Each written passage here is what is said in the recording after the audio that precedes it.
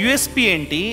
ఇన్ని వ్యాపారాలు ఉండగా కూడా బుల్ డ్రివెన్ ఆయిల్ ఎందుకు? అంటే మార్కెట్లో మెషిన్స్ ఉన్నాయి, మెషిన్స్తో చేస్తే తక్కువ ఖర్చులు అయిపోతుంది అండ్ వెంటనే మనం సప్లై చేయొచ్చు. మీరు గూగుల్ చేయండి, మీరు తాగే నూనెను ఎన్నిసార్లు వేడి చేశారు. ఒకసారి కంటే ఎక్కువ వేడి చేస్తే ఏమొస్తుంది? ఫ్రీ రాడికల్స్ వస్తాయి, లీడ్స్ టు క్యాన్సర్. అది మా యూఎస్పీ. తన రుచిని నమ్ముకొని శరీరాన్ని పోషిస్తే ఆస్తులు అమ్ముకున్న ఆరోగ్యాన్ని కొనుక్కోలేరు. నేను చాలామంది పేషెంట్స్ని కలుస్తుంటా కదా, కలిసినప్పుడు క్యాన్సర్ వచ్చింది, నాన్ వెజ్ తినొద్దు అని చెప్తే, నాన్ వెజ్ తినన్నా చచ్చిపోతాం కానీ తినకుండా ఉండమంటాడు. సో దీన్ని మార్చడం చాలా కష్టం. ఒక పూట భోజనం పెట్టమని నేను చినిగిన బట్టలతో వస్తే భోజనం పెడతారా? ఓ పూట భోజనానికే మనం ఆలోచిస్తున్నాం. మీరు పోగానే బ్యాంకర్కి ఇచ్చేసి నాకు లోన్ అంటే ఆయన కూడా ఆలోచించాలి కదా. So presentation important. అదే నేను బెంజ్లో వచ్చి అడిగితే 10 లక్షలు కాల్చుకొని నేర్చుకున్నది ఏంటి అంటే ఆరోగ్యం గురించి ఆలోచించేవాడు బయట తినడు, బయట తినేటోడు ఆరోగ్యం గురించి ఆలోచించాడు. ఎద్దుతో తిరిగేదానికి మిషన్తో తిరిగేదానికి ఏంటి తేడా అంటే, నాతో కారు ఉంది, 5 గేర్స్ ఉన్నాయి. నేను ఫస్ట్ గేర్లోనే హైదరాబాద్ వస్తే 100 కిలోమీటర్లు అంటే ఏమవుతుంది? హెల్త్ బెనిఫిట్స్ ఉన్నా మనం ఎందుకు ఓన్లీ రిఫైన్డ్ ఆయిల్ వైపు వెళ్తున్నాం మెజారిటీ? అంటే జనాలకి కావాల్సింది ఏంటంటే తక్కువలో కావాలి, మంచిది కావాలి. ముందు తెలుసుకోవాల్సింది ఎంత అంటే తక్కువలో కావాలా, మంచిది కావాలా. మీ యూఎస్పీ ఏంటి? ఇన్ని వ్యాపారాలు ఉండగా కూడా బుల్ డ్రివెన్ ఆయిల్ ఎందుకు? అంటే మార్కెట్లో మెషిన్స్ ఉన్నాయి, మెషిన్స్తో చేస్తే తక్కువ ఖర్చులు అయిపోతుంది అండ్ వెంటనే మనం సప్లై చేయొచ్చు అండ్ మేబీ కాస్ట్ కూడా తగ్గొచ్చేమో. ఎందుకు? దాని రీజన్ ఏంటి? అంటే ఇన్ని వ్యాపారాలు ఉండగా ఇదే చేయాలి అని చెప్పి ఎందుకు ఫిక్స్ అయ్యారు మీరు? నా ట్రిగ్గర్ పాయింట్ వచ్చేసి, నేను 2002లో టీచర్గా పనిచేస్తున్నప్పుడు 7 సంవత్సరాల లోపు పిల్లలు 6 మంది డయాబెటిక్స్ పేషెంట్స్ మా ఒక్క స్కూల్లో. అది ట్రిగ్గర్ పాయింట్. అప్పటి నుంచి హెల్త్ మీద పనిచేద్దాము అన్న దాని మీద పనిచేస్తున్నాను. సో ఎద్దు గానుగ నూనెల మీదకి ఎందుకు వచ్చాము అంటే, మిల్లెట్స్ మీద, గానుగ నూనెల మీద పనిచేస్తున్నాను నేను. ఐఎమ్ గ్లాడ్ ఖాదర్ గారిని తెలంగాణకు ఫస్ట్ పరిచయం చేసింది నేను, ప్రోటోకాల్ బుక్ రాసింది నేను 2018లో. ఈ క్రమంలో రోజు వచ్చే కాల్స్, ఆ కాల్స్లో మేము నూనె చేయాలి అని అనుకున్నప్పుడు, ఖాదర్ గారిని కనెక్ట్ అయినప్పుడు ఎద్దు గానుగ నూనె చేయాలి అని, ఎందుకు చేయాలి అన్న విషయాలు చెప్పారు. అక్కడ ఎద్దు గానుగ నూనె స్టార్ట్ చేశాము. మీరు గూగుల్ చేయండి, మీరు తాగే నూనెను ఎన్నిసార్లు వేడి చేశారు. ఒకసారి కంటే ఎక్కువ వేడి చేస్తే ఏమొస్తుంది? ఫ్రీ రాడికల్స్ వస్తాయి, లీడ్స్ టు క్యాన్సర్. అది మా యూఎస్పీ. సో మంచి ప్రోడక్ట్ ఇవ్వాలి. ఇంకోటి, ఇది లిమిటెడ్. అంటే మిషన్ పెడితే 24 hours నడుపుకోవచ్చు, వీ కెన్ ఎక్స్ట్రాక్ట్ ఎంత కావాలంటే అంత. కానీ ఇక్కడ లిమిట్ ఉంది.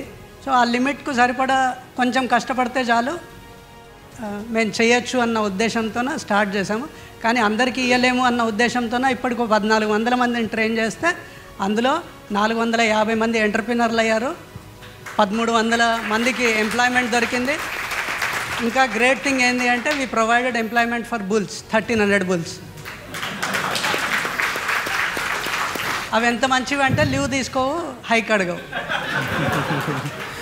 అండ్ ఇప్పుడే ఒకరు వచ్చి అడిగారండి, మేము బ్యాంక్స్కి వెళ్తుంటే ముద్ర లోను, పిఎంఈజీపీ అంటే బ్యాంక్ వాళ్ళు మాకు ఇవ్వట్లేదు, లేదని చెప్తున్నారు, ఇచ్చినా కూడా షూరిటీ కావాలని అడుగుతున్నారని చెప్పి నా దగ్గరికి వచ్చారు, అడిగారు.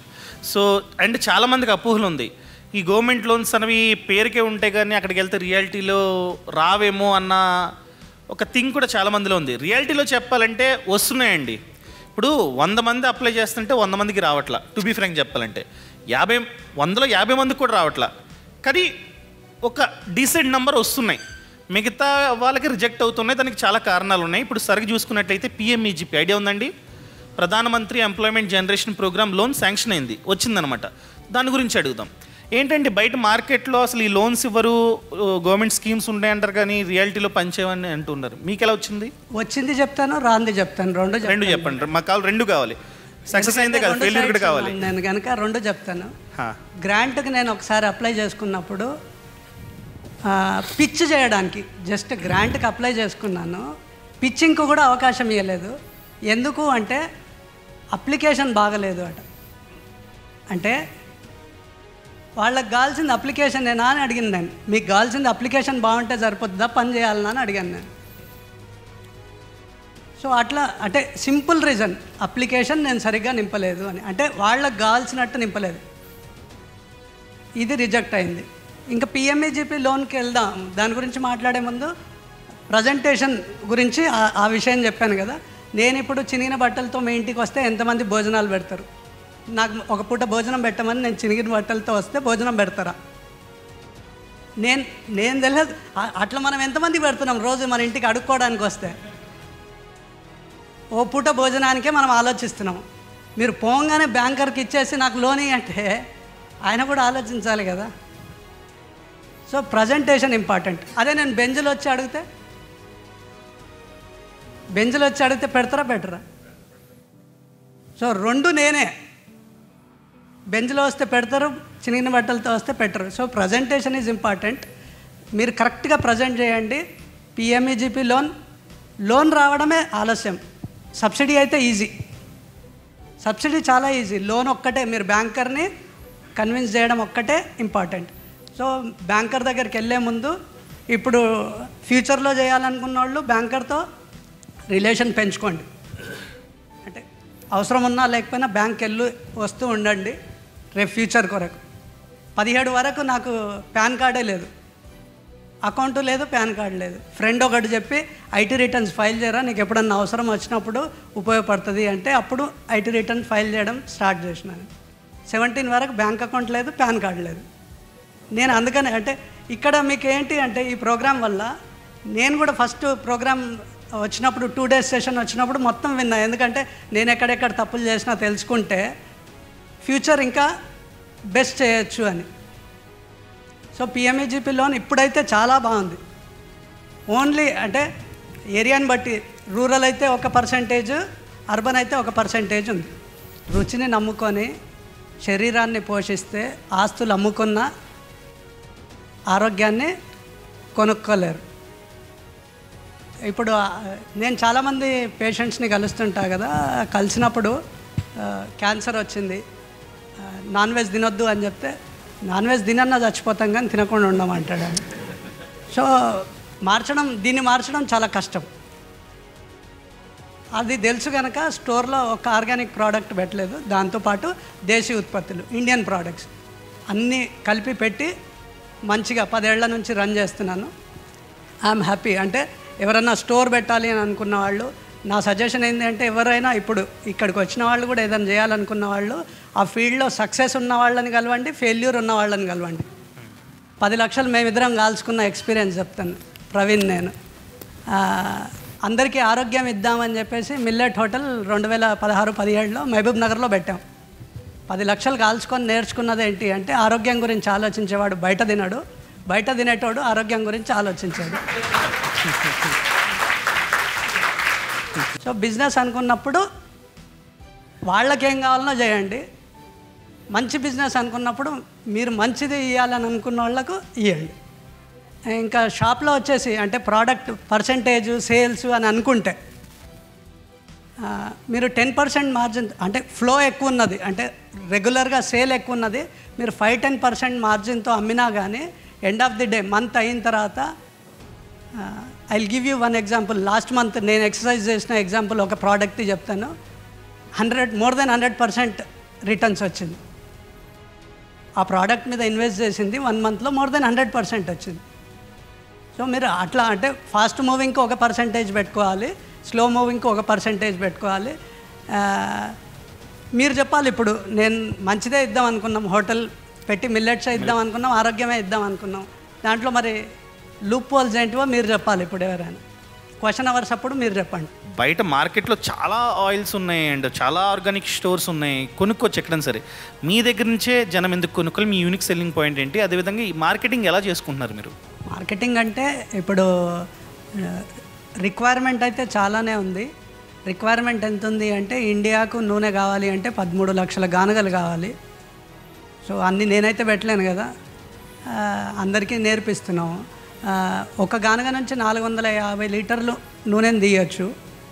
ఎవరికైనా సరే ఇక్కడ ఉన్న వాళ్ళకి కళ్ళకు గంతలు కట్టి కూర్చోబెట్టి 3 ఆయిల్స్ స్పూన్తో టెస్ట్ చేయమని చెప్తే ఆ కూర్చున్న పర్సనే చెప్తాడు.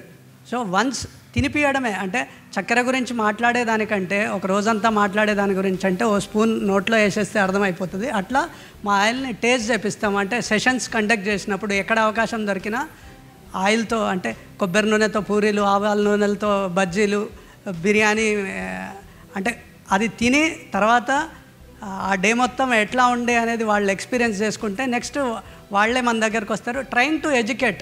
అంటే ఇప్పుడు 1 కేజీ పల్లీలు పోస్తే 2 లీటర్లు వస్తుందా 3 లీటర్లు వస్తుందా నూనె, మరి ఆ రేట్ ఎట్లా వస్తుంది అని జస్ట్ అడుగుతాము. తర్వాత ఎడ్యుకేట్ ఏం చేస్తున్నాము అంటే మీరు ఎన్ని కిలోలు పోస్తే ఎంత వస్తుంది, మీరు ఒకసారి పెద్ద మిషన్ దగ్గరికి తీసుకెళ్ళండి, క్యాల్కులేట్ చేసుకోండి. మీరేమనుకుంటున్నారు, ఒక నెల రోజులు ఒక కుటుంబం మా ఆయిల్ వాడితే ఖర్చు ఎంత అవుతుంది అని అనుకుంటున్నారు? ఒక 4 ఉన్న కుటుంబం 500 వస్తుంది. సాయంత్రం బాటలు వద్దు అంటే నెల రోజుల్లో అందరు తినవచ్చు. అట్లా ఎడ్యుకేట్ చేస్తున్నాము. ఇది మా యూఎస్పి. అంటే టేస్ట్ ఉంది.